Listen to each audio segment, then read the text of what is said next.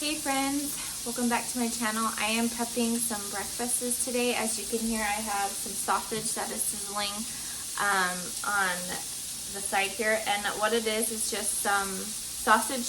I think I just got the store brand, and I'm squeezing them out of the casing because I don't want links. I just want kind of some ground sausage for this first recipe. Which is our breakfast casserole. We've made this for years. My boys have even learned how to make it themselves, and it's just really filling for them. My reason for making these meals is I'm trying to help us out in the morning. We don't rush off to school or anything because we homeschool, but we have chores and animals to take care of, and just starting our schoolwork and getting in our routine. So these are just some meals that will help. And also I kind of want two things out of our meals for it to be filling. I have bought in cold cereal for my kids in the past, and my teenage boys will eat 2 to 3 bowls, and then they're hungry an hour later, and then the box is gone within one day. They do get them on Christmas time. It's kind of our tradition. They get to pick any kind they want to have for Christmas, but or if we're on a trip, sometimes we'll cave and let them have some cold cereal. But I try to pick meals that will fill them up, and then I want it nutrient dense to help them as they're growing and they're developing. And I have the oven preheated at 375. Okay, while that sausage is browning, I'm going to chop up the bell pepper to put in with it for the dish. But you can use any color pepper. You can even use a jalapeno or green chilies if you kind of want to make it a southwestern type of breakfast casserole. We like these casseroles for Christmas, Easter morning. We usually make it, and just anytime we have a big gathering, we like to have this kind of breakfast because it's very hearty and filling. But yeah, so any of those will work for the peppers. And I'm just going to finish chopping them up. The sausage is almost, I throw the pepper and onion just to get soft. It's not going to get super cooked like as if I was browning them or anything. I just want them to be kind of less crunchy to go in with the rest of the ingredients to give them a head start when they bake in the oven. Then I don't need to chop up onion. I have some onions from my garden last year that I chopped and froze to use throughout the winter. So I think I have just a few more bags of those. So I'm going to be throwing probably only half of this bag. It's probably a half of a medium onion, and then a whole green pepper in with the sausage.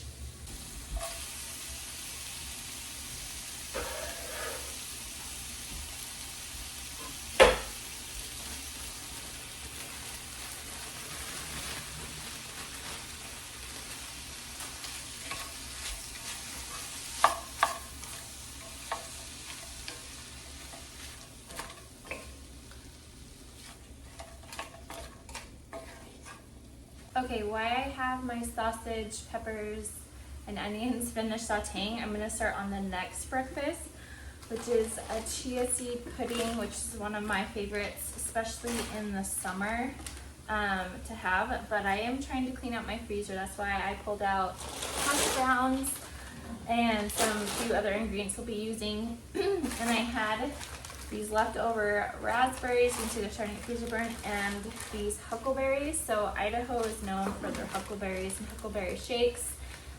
Anything huckleberry muffins, it's just huckleberry cheesecake. So huckleberries grow wild here.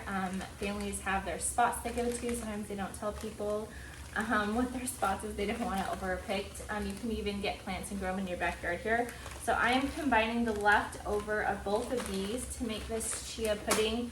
I've always just mixed almond milk and chia seeds, cinnamon, and maple syrup, and kept it in the fridge, but I saw this recipe I want to try. So I'm going to blend these fruits up in my Vitamix with some almond milk and a little bit of maple syrup, because both of these, I feel like huckleberries are a cross between raspberries and blueberries. Like, they look like mini blueberries, but kind of reddish, more color. But they're tart like raspberries are. So that's why they're good with desserts with a little bit of sweetener. So I'm going to add some maple syrup just to, because this is going to make kind of a lot. And then what we're gonna do after we blend all this up together is we're gonna add our chia seeds in here, and then it will sit in the fridge till it thickens, and then we'll put them in little jars. You can do yogurt topping, or mix some more almond milk and do protein powder, oats, whatever. So we are going to try it and see if we like it. Quite a bit of liquid because you just don't want it to be like a smoothie. It's supposed to be just kind of like a thick, thicker flavored almond milk. And let's see.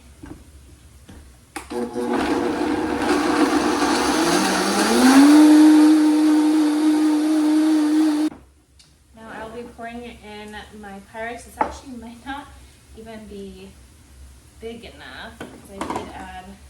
So I'm gonna pour this. You can see like the consistency. It's quite liquidy, but it has the texture and fiber of the fruit in here. So I probably should have been a little bit better at measuring. I will leave measurements down in the description box below of everything for you to make this. It's just 4 cups. So you use 2 tablespoons of chia seeds. I buy this in bulk. You can get them at Winco, Costco. I don't know if it's at Sam's Club, but I know at least those 2 places. Even Walmart has it in the baking aisle. And you're gonna do 2 tablespoons per half a cup. So 8 tablespoons.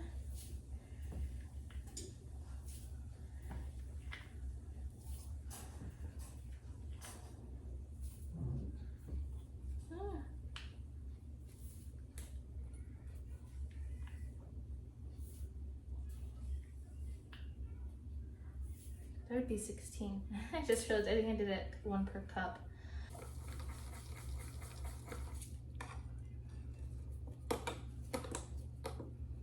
And I'm gonna put plastic wrap over it. I am gonna give it a taste. Oh, that's good. Okay, this next recipe I kind of prepped last night. We call them soaker muffins, so if you want to call them fermented muffins or whatever. But I found a bag of fresh cranberries in my freezer that I am going to use up last year. So the night before, I put a cup of oats, or a cup and a half, and then a cup and a half of whole wheat flour, and then I put a splash of apple cider vinegar. You can use kefir or yogurt with probiotics or anything to get that like fermentation going on the grains, because when the grains ferment, your body's able to absorb the nutrients better, and it breaks down the phytic acid, which can make people gassy or some digestive issues. So we like to soak them beforehand. That's why we call them soaker muffins. So it's a cranberry, and I do have 1 orange, so I will be using some orange juice that I have on hand for the zest. But once you let this sit, you just cover it with plastic wrap. You do want to not put it in a metallic bowl. When you do it, it's just better to have it in a ceramic or plastic bowl when you ferment things overnight. So now to this, we are going to add 1 egg.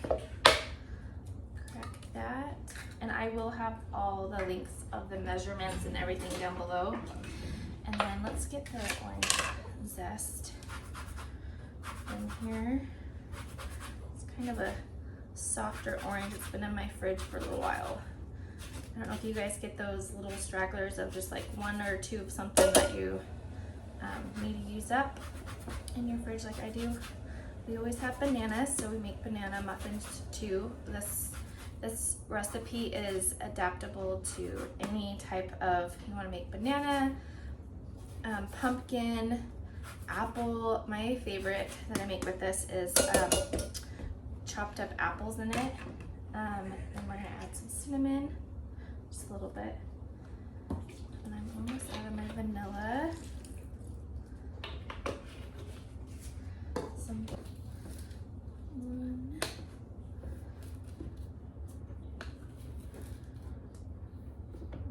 3.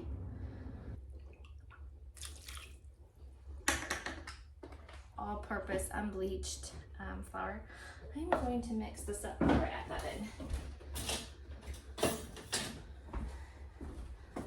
just to break it up.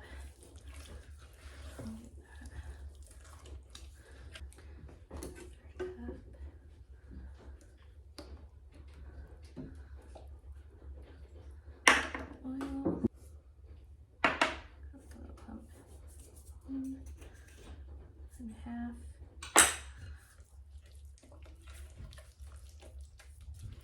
And now we'll add our 1 cup of flour.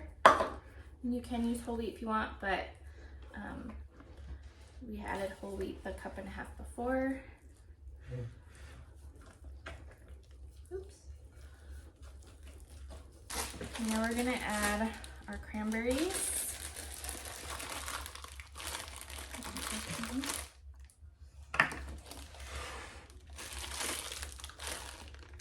You can chop them. I'm going to leave them whole. And these were frozen beforehand.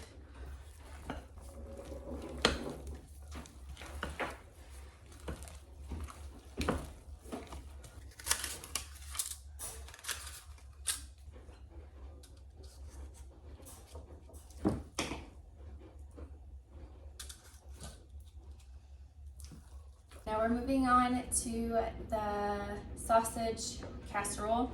So I'm going to be cracking about 8 eggs into this bowl.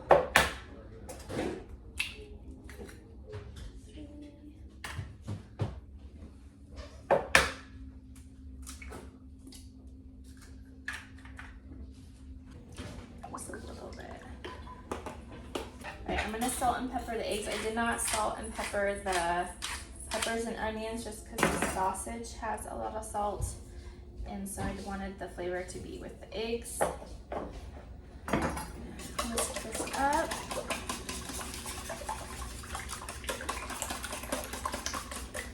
I'm going to butter it. I end up just using my clean hands and spreading the butter. This is a pound of hashbrowns. I actually should add my sausage and veggie mixture first. That here. Take the whisk out.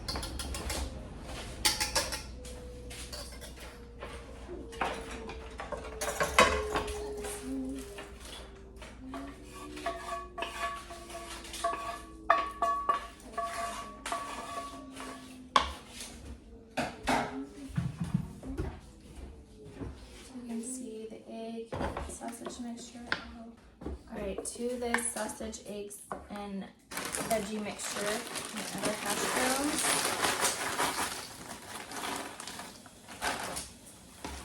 And give it a little mix.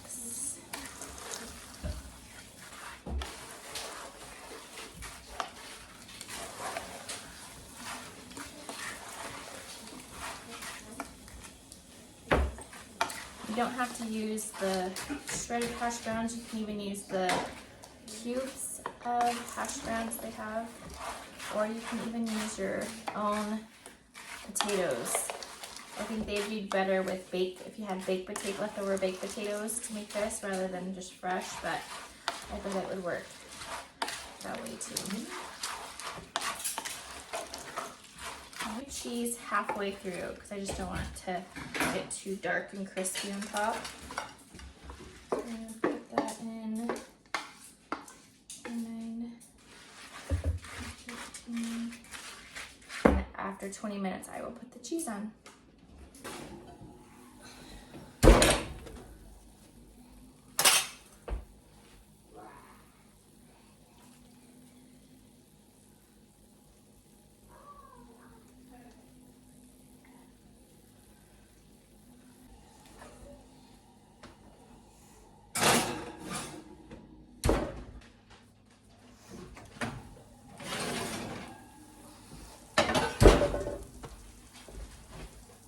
Okay, I took our chia pudding out of the fridge. I'll come closer to show you the consistency. It is quite thick, as you can see, and it tastes delicious. So we're gonna assemble these inside some jars. I have some like jam size, smaller ones, and then some pint ones, just to see. I know my youngest will probably finish one of these. So we're gonna put the chia pudding in first, I think. Put like 3/4 of the way, I guess. I'm making a mess. I just should have. These are not the wide mouth ones, so I feel like they're a little harder to fill in. And like I said, you do not have to use huckleberries and raspberries. If you, in the summer, especially if you have fresh berries, I think that would be awesome when they're in the peak of its nutrition. We are going to be making some homemade cereal. That's what my kids call it. It's kind of a mix between granola and honey bunches of oats. It's the one cold cereal I do allow my kids to try to have. We do make granola too. There's not probably enough for another one, so I'm just gonna fill this one up. We have them about 3/4 filled. I'm going to add a little bit of yogurt. And to eat them, I will serve them with a little bit of the crunchy granola on top in the morning. I was actually really excited to try this coconut yogurt. I'm gonna put some of that, it's nice and thick, on the top. And you can use plain Greek yogurt, and you can skip this step altogether. So I am just trying something. I probably will leave that last one plain to see if one of my kids like it that way. Okay, so I have these white lids. I will link below. You can get them on Amazon, Walmart, and Cares, and it's just a cute little quick and easy snack or breakfast. And there you go. I'm gonna pop these in the fridge, and when we make our little crunchy granola to go on top, then we will try those for breakfast. Next breakfast meal, I'm going to prep this one mainly for my husband. He is doing low carb right now, so it's a piece of ham. I got this ham just from my local deli, and they sliced it up. It was on sale, I think $4.99 a pound, which I feel like it's a really good deal. And then you're gonna stick them in your muffin tin. It's super simple. And then I'm going to crack an egg and do salt, pepper. I'm even not, I think online you'll see people add cheese to the top, and you can do that, but my husband is avoiding the dairy also. So crack an egg right inside the ham.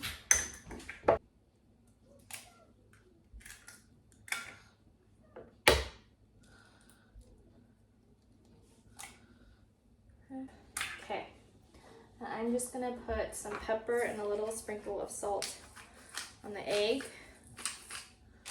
and you bake at 400 for 15 minutes. And I believe the egg yolk comes out a little soft, but once you refrigerate it, and then my husband will probably just air fry these to have for his morning. Okay, to make this our type of cold cereal, we're gonna start out with a little saucepan, and we're gonna do about 1/2 cup of brown sugar and about 1/3 and 1/2 of a third maple syrup.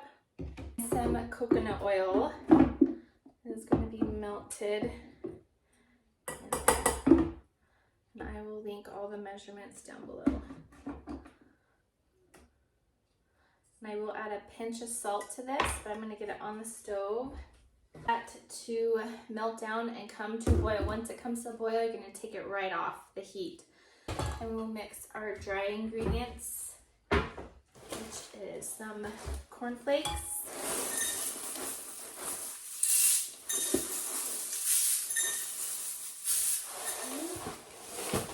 some rice cereal. You can use any rice cereal, puff rice cereal.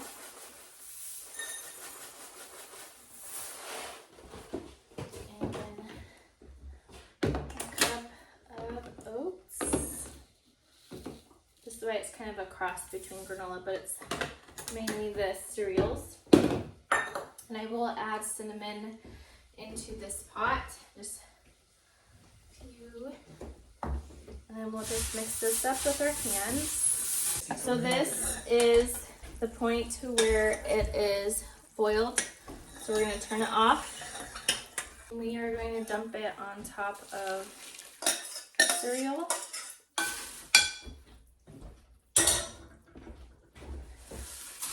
And just stir to coat it. And I do love coconut in it. I'm just out. And then you can add dried fruit, but you want to do that in the last 10 minutes of cooking. You actually want your oven pretty low. I have mine at 255. You bake it for like 15 minutes on a parchment paper.